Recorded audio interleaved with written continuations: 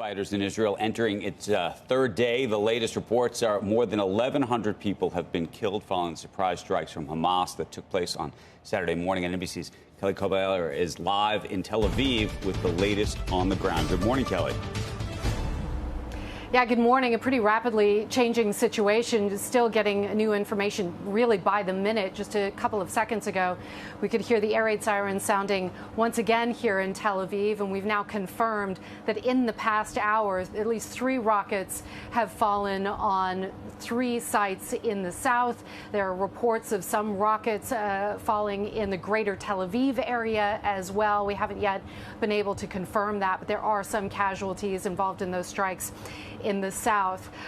The Israeli Defense Forces say they hit hundreds of Hamas targets in Gaza overnight, and really a difficult situation there for civilians. The Gazan health officials saying that they're struggling to reach the wounded, some 2,700 wounded there, nearly 500 killed, and power has been cut to that area since the weekend. Now, Israel has warned civilians to get out of the way of any possible Hamas targets, but it's really difficult in that area. It's a very small area, just 25-mile-long strip with more than 2 million people packed in, a very urban environment, and no borders are open in and out of Gaza. Here in Israel, we are hearing this morning from the defense minister, and really you can hear the anger in Israeli officials just from his statement. He said this morning, "I ordered a full siege on the Gaza Strip. No power, no food, no gas. Everything is closed. We are fighting human animals," he said, "and we act accordingly."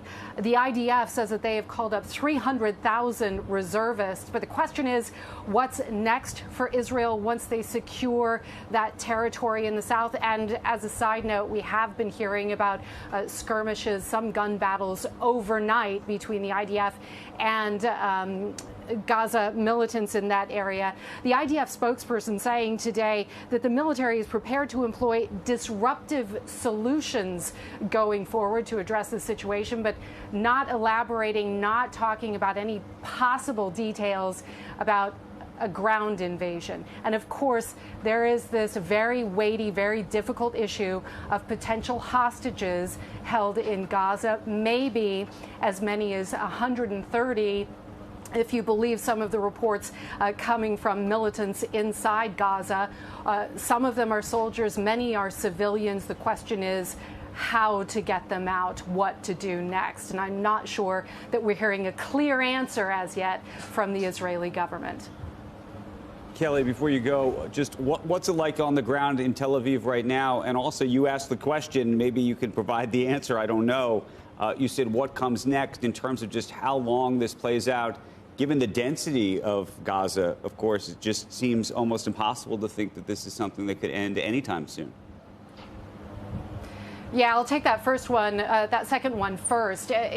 This has the potential to last a very long time. That issue of hostages within Gaza is an extremely delicate one, especially when you're talking about civilians. We know that women and children, we believe, are being held there. One man said that he traced his wife's phone into Gaza. There are militants inside Gaza who have been sharing videos purportedly showing women and children inside Gaza. And there are members of the military who are being held as well. Just for a point of reference, several years ago, back in 2006, I believe it was, an Israeli soldier was held in Gaza for something like 5 years before finally being released in a prisoner exchange involving some 1,000 Palestinian prisoners. So these things can last an extremely long time. And on top of that, you have this tremendous number of killed. Something like this hasn't happened in Israel. Really, it's simply unprecedented. So predicting how long this can now last and what the government does next is next to impossible. A ground invasion would be incredibly difficult. That is urban fighting in a dense area with more than 2 million civilians. Lots of young people inside Gaza as well. Hundreds of thousands of young people there. And to answer your first question, I think people here in Israel are still in shock, quite frankly. The streets are very quiet. You would normally see traffic jams here in Tel Aviv on a Monday morning. We saw none of that today. I think people are trying to just kind of reset and figure out what's next. Not to mention the people who are still unsure how their loved ones are doing. There's a lot of that as well. And still unsure about how this could happen in the first place. This is, a government led by Benjamin Netanyahu, who famously has, said that he is the one who should be the prime minister because he is the one who can keep the Israeli people safe. The Israeli people have now been attacked from militants from Gaza, and so that has really changed the equation on so many levels in this country. It's hard to predict even the next few hours, let alone the next few days and weeks.